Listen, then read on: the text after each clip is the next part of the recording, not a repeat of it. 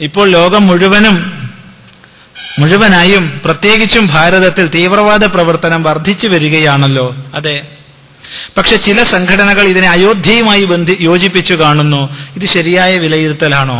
മനസ്സിലായില്ല. അമേരിക്കയിലെ international trade centre തകർത്തത് അയോധ്യയുമായിട്ട് എങ്ങനെയാ ബന്ധിപ്പിക്കുക? ഇറാഖില് കുർദ് വിഭാഗത്തിൽപ്പെട്ട മുസ്ലിങ്ങൾ അവിടുത്തെ മറ്റ് മുസ്ലിങ്ങളാൽ നിത്യവും കൊല്ലപ്പെടുന്നു. അതിനെങ്ങനെ അയോധ്യ തകർത്തതുമായി ബന്ധപ്പെടുത്തുക? ലോകത്തിൽ ഏറ്റവും വലിയ രാജ്യമാണ് റഷ്യ. ആ റഷ്യയുടെ ആകാരം നമ്മൾ നോക്കിക്കഴിഞ്ഞാൽ വളരെ ചെറിയൊരു ഭാഗമാണ് ചെച്നിയ. ആ ചെച്നിയ മുസ്ലിം ഭൂരിപക്ഷ പ്രദേശമാണ്. അവര് പറയുന്നു ഞങ്ങൾക്ക് പ്രത്യേകം രാജ്യം വേണം.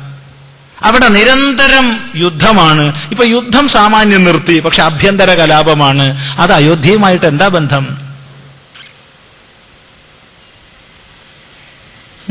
ഞങ്ങൾക്ക് പ്രത്യേകം സ്വാതന്ത്ര്യം വേണം, രാഷ്ട്ര രൂപീകരണം ഞങ്ങൾക്ക് പ്രത്യേകം നടത്തണമെന്ന് പറഞ്ഞ് സൗത്ത് അമേരിക്ക ഊട്ടമായി ആവശ്യപ്പെട്ടപ്പോ അന്നത്തെ പ്രസിഡന്റ് അബ്രഹാം ലിങ്കൺ അവരോട് മറുപടി പറഞ്ഞത്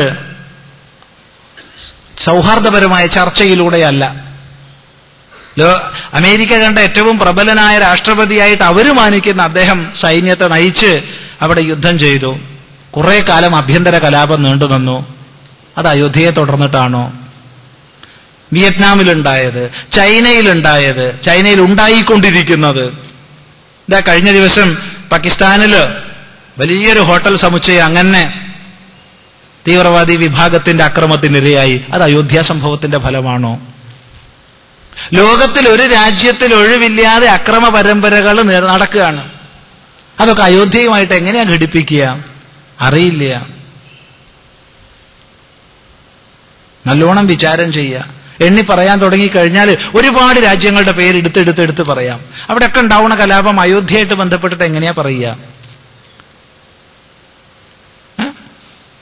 ഇനി അയോധ്യയുമായി ബന്ധപ്പെടുത്തി പറയുകയാണെങ്കിൽ എന്താണ് ഈ അയോധ്യ കലാപം? ശ്രീരാമചന്ദ്രന്റെ ജന്മസ്ഥാനമായ അയോധ്യ.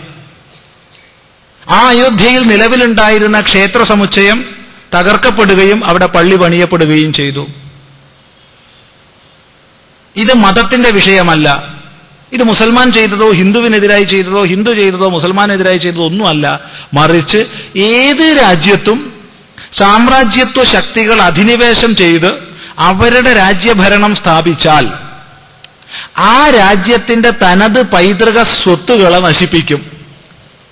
എല്ലാ രാജ്യങ്ങളിലും ഇത് ചെയ്തിട്ടുണ്ട്. ഒരു രാജ്യത്ത് മാത്രമൊന്നുമല്ല.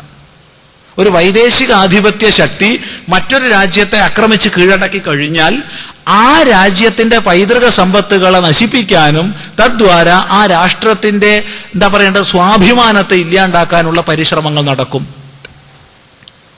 അതിന്റെ ഭാഗമായി ഇത്തരം സാമ്രാജ്യത്വ ശക്തികൾ ചെയ്തതാണ് കാശിയിലെ വിശ്വനാഥ ക്ഷേത്രം തകർത്ത വിക്രിയ. ഇന്നും വിശ്വനാഥ ക്ഷേത്രം നിലനിന്ന അടിത്തറയിലാണ് ഗ്യാൻ വാബി മസ്ജിദ് വർത്തിക്കുന്നത്. ഇന്നും പോയാൽ ആർക്കും കാണാം. കാശി പോയാൽ മതി. എന്നല്ല, ശിവക്ഷേത്രത്തില് നന്ദി വിഗ്രഹം ക്ഷേത്രത്തിനകത്തേക്ക് ശ്രീകോവിലേക്ക് നോക്കിയിട്ടാ ഇരിക്കുക എന്നുള്ളത് എല്ലാവർക്കും അറിയാം. ഈ സഭാമണ്ഡപത്തിലുള്ള വലിയ നന്ദി വിഗ്രഹം യാതൊരു കേടും കൂടാതെ ഇന്നും ഉണ്ട്. അത് നോക്കിയിരിക്കുന്നത് ഗ്യാൻ വാബി മസ്ജിദിലേക്കാണ്. അതിന് മധ്യത്തിൽ വലിയ കമ്പിവേലികള്, അതിനുള്ളിൽ വലിയ മണൽച്ചാക്കുകൾക്കുള്ളിലൂടെ തോക്ക് ചൂണ്ടിക്കൊണ്ട് ഈ അർദ്ധസൈനിക വിഭാഗങ്ങളും പ്രത്യേക പോലീസ് വിഭാഗങ്ങളും അതിനെ സംരക്ഷിച്ചു വരികയാണ് ആ പള്ളിയെ. ഇതുപോലെ തന്നെ മധുരയുടെ വിഷയമെടുത്താലും ഇതുപോലെ തന്നെ അയോധ്യയിൽ സംഭവിച്ചതും.